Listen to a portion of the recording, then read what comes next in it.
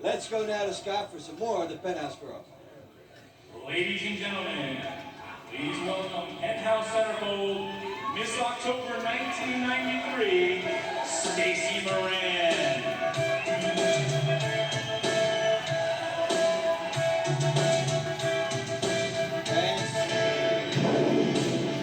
There you see the highlights on Stacey Moran.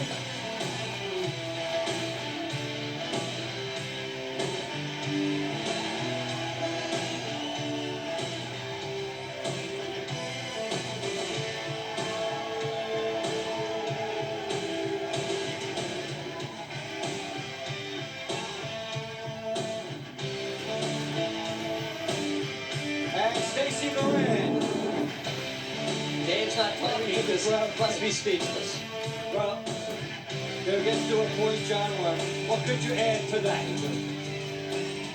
Speaks for itself, or speaks for herself, in this case, in our next bout. Robert Loyer against Alfonso Alcaraz. This should be an extremely interesting fight. I think it's going to be a great fight because Robert Loyer from Quebec. We got two kickboxers here. So Robert Loyer, has a great Thai boxing record of 18-0. And he has an excellent demeanor about it. Says you have to psych out your opponent and maintain your own mental focus within this. Whereas Alcaraz says you stay within yourself. But we'll take a look at Loyer here. He's from Canada. Got past the unification election, kept his job, and is very happy to be in this competition.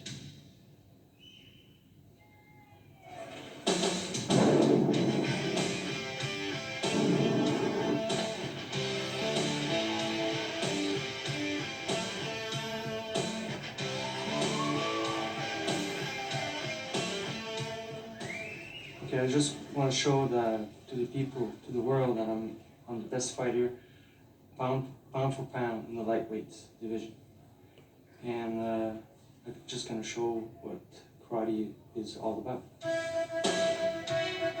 In bout number 6, from Quebec, Canada, please welcome Robert Loyer. Well, Robert Loyer comes on in there. You take a look at him, and it's hard to even imagine him being angry enough to be in a competition. He looks so soft-spoken, and you see some of the focus, John. You see some of the facial scars too. This guy's rough and tumble. I picked him out of everyone in Canada. He's the 4-time Canadian International Kickboxing Champion. Well, he justified your selection right away. He endured a 5-hour wait in the airport in Ottawa coming here because of weather conditions, and then came down. He was totally unfazed about the whole thing. He was just so happy this morning to be able to fight. Yeah, he really is so happy that he was part of this competition, that he was picked from among the many fighters in there. And you have to respect somebody with that demeanor and a total sense of concentration on what he does. You get the sense he'll stay in one gear no matter what it is. He won't get too high or too low. He's a specimen too. I mean, at 150.5 pounds, he might be, 3 or 4 pounds heavier than that. It's 24 hours to go for the weigh-in, but just look at him, and he's in great shape. Little prayer. And he works for the Canadian government in Ottawa. This is quite a diversion from him. So, during this diversion, he'll be fighting Alfonso Alcaraz, who says to stay within yourself. It's a key. We'll take a further look at Alfonso Alcaraz.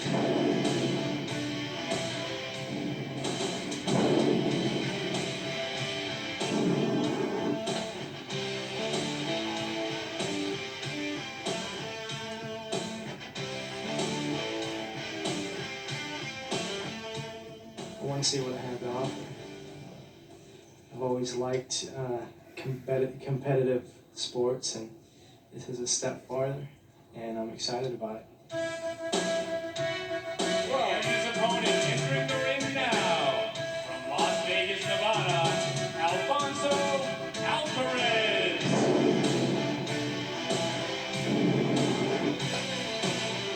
Well, can two real nice guys go at it here? I think so.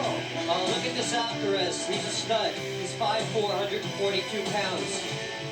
Now, these guys look chiseled here. This guy is a Division I wrestler in college. This guy rocks.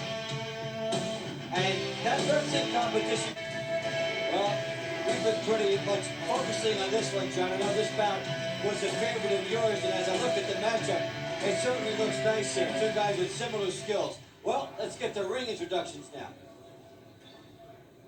On my right from Quebec, Canada, finalist in the Pan American Games, an unprecedented four-time Canadian International Kickboxing Champion. With a history of karate, American and Thai kickboxing, he has a record of 18-0.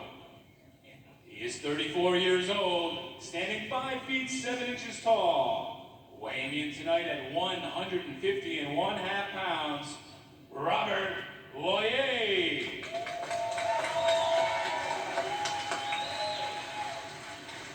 On my left, hailing from Las Vegas, Nevada, the current 1995 super lightweight kickboxing champion of the world, with a record of 13-0, he is 25 years old, standing 5 feet 4 inches tall, weighing in tonight at 142 pounds, Alfonso Alcaraz. Loyer and Alcaraz ready to go. John, could this be our longest bout tonight so far? Very well could be. These guys usually fight in rounds. And their final motions now, we get ready for bout number 6 of the night. The lightweights getting ready to show you their skills, and we are off here. Let's see the leg kicks. They should be prominent, Yeah. numerous here. Oh yeah, but watch Alfonso because, you know, he might have a whole different strategy than he does. John knew something. He was waiting to spring on everybody. No, I wasn't. I just saw that leg come up and it was not a kicking posture. He did. He came up with a nice fake. And now Loyer is under the 8 ball here, and he'll have to make some moves. Loyer is in the yellow swimming pool drowning now. Wow, so quickly, too. It just exemplifies how crucial that first move is. Double grapevines from the mount. Now this boy should be on the whole thing here forever. Now Loyer came all the way here from Canada, from also fighting, and nice kicking from the back from Loyer trying to change it, but because he's rising up, he cannot drive Alcaraz off of him. It looks like they're fighting him here. Understand this, he's a great wrestler, but he really might not have the dominant position all the time. If Loyer knows anything, he could reverse this.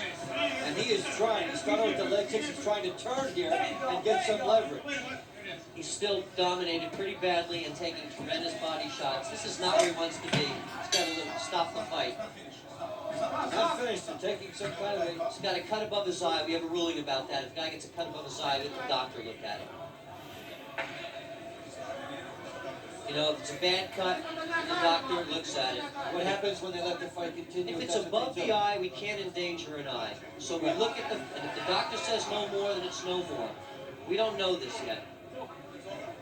What happens if the doctor says, yes, you could go on? The Loyer is complaining that it shouldn't be over. It's not that bad a cut. Of course, he can't see it. Well, the doctors may... Wait, that's Victorio in the corner there, looking at it. Victorio says it's very bad.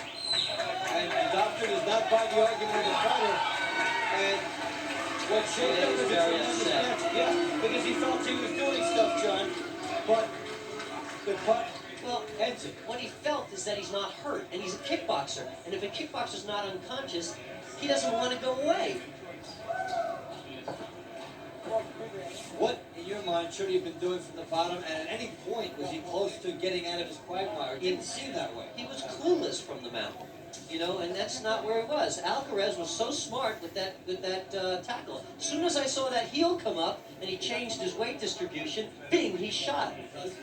You come all the way here from Canada, you get ready, you get psyched for days, but nothing prepares you for that unexpected move, and that's what happened. Good move there by Alcaraz. Really put a shock on Loyer. We are extreme fighters. We are not just kickboxers, okay? Extreme fighters have to know everything. And there was the perfect example of an extreme fighter getting in there and tackling someone when they thought they were going to kick and punch with him. Excellent move. Picked the right time for it. And the first move, as we have seen many times tonight, the most critical in the match. Let's take another look at what brings on the cut and what brings on the end to what had shaped up on paper to be a very fine match, etc. Now you see Alcaraz on top.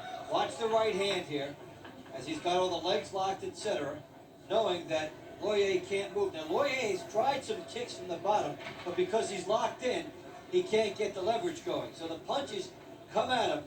The right hand is key. Now Loyer leaning up, trying to do something. There's the left digging downstairs. Though these are ripping shots, it's the punch to the head. And there you get a look at the head of Loyer. That cut gets worse. And they stop it. Now Loyer argues, but he was also on the bottom at that point, John, and that cut would have gotten worse from that position. You have to understand the literacy of this. He doesn't understand that the position is as dominant as it is. So, you know, he's in a different territory. So he's not hurt, as I said before. So he doesn't understand what's going on. Look, he doesn't even know he's bleeding. So he's just like, oh, so there's a little blood, big deal. That was why he got up and said, hey, let it go on, it's only a cut. It's a major championship here. And you're going to get a close look at bare knuckles. From that spot, they hurt, and they drive Loyer back. Wind up. All Alcaraz is doing here is trying to get Loyer's arm off the back of his neck. These are just distraction blows. He's pounding the rib cage to remove the arm. Well, so Alcaraz will do that. Now we'll take the official announcement from Scott Burlington. In bout number 6, the doctor has stopped the fight at 1 minute and 15 seconds. The winner, Alfonso Alcaraz. So Alfonso Alcaraz notches the victory here in short time. You get a good look at the crowd enjoying the action here. Alfonso Alcaraz is with Mr. T. We'll get some insight as to what he did here. Let's go now to Mr. T. Congratulations, Alfie. Could you tell us what kind of technique you used? Well, let's see, I use a double leg takedown to take him down to the ground. I know he's a tough kickboxer, so why fight on my feet when I'm a much better wrestler? A lot of people don't know that. They know me for my kickboxing ability. Okay, right here. Beautiful double leg takedown. I wanted to stay low so he couldn't get me in his guard and control both legs. Right there, I felt real comfortable. We went to that headlock. That headlock's not very effective at all. Here I mounted him. Just wanted to take my time, use my knuckles, dig my knuckles in, try to pound him out. Oh, and now in fighting, you know, there's a lot of talk about using your hand. You know, they say, you know, that you don't want to use your hand that much because your hand gets sore. So you just use a little bit so you can bring his guards down so you can work on the legs. Right, you want to work him from bottom, upstairs, downstairs, down, so he's getting to bring his hands down, open up a shot. As you see, I didn't get on top of him and try to rush anything. Just control, relax, pick my shots. Why waste my knuckles? And I got a career, you know. All right, that's pretty good, Alfie. All right, so thanks so much, man. And yes. To a few people, my daughter Kiana, I love you. Daddy loves you a lot. My brother Renee, One Kick, Ford Contracting, Tommy Ford. Thanks a lot for letting me off work for this. All the guys at Ford, Harris, John Lewis, who's coming up next, he helped me out. One Kick, my trainer, my girlfriend, everybody who's been with me, Tommy, all my friends. What's up, Las Vegas? All right, you heard it. He be coming home a winner. All right, thanks, buddy. Get your rest. All right, let's go back to you, Big Dave. Ha! All right. All right, thank you, Mr. T. And Mr. T talks with Alfie, Alfonso Alcaraz, and you get a look at us and, of course, the nice arena, the good crowd on hand here, as he makes short work of Robert Loyer. A battle of the good guys there, John. Oh, excellent fight and strategy beyond belief. Yeah, there really was, and he sounded like John Peretti when he was talking about what he had to do from the top and what he was making sure didn't happen from the bottom. That's right. And, you know, he took his time. He said it right there. He just wanted to get that arm off, and he just wanted to bang a little to distract him. And he pounded him. He did everything right. And what we thought could have been a very long fight because these guys had similar skills, again, boils down to the first key move. And you highlighted it right at the beginning, the surprise move. Yeah, but it was obvious because of his shift of weight and that he wasn't in a kicking posture. When you're not in a kicking posture, you're not kicking. You're not kicking indeed. Well, we've had some interesting action so far. Anything surprise you up until this point? No, it's gone pretty well. You know, I thought Thomas Glanville would probably bang the legs a little more, but Gary Myers is a super tackler, and guess what? We know what the final in the heavyweight division is now, don't we? Yes, we certainly are going to look forward to that. As Myers will go in there, we've got Zinoviev coming back here, and fighters that have advanced are going to have quite a time. And they're attending to Loyer in the backstage. We have a little delay here, requested by the doctors so they can do their job properly in there. And Loyer with the gas. Now he walked out of there in fine shape saying, I'm okay.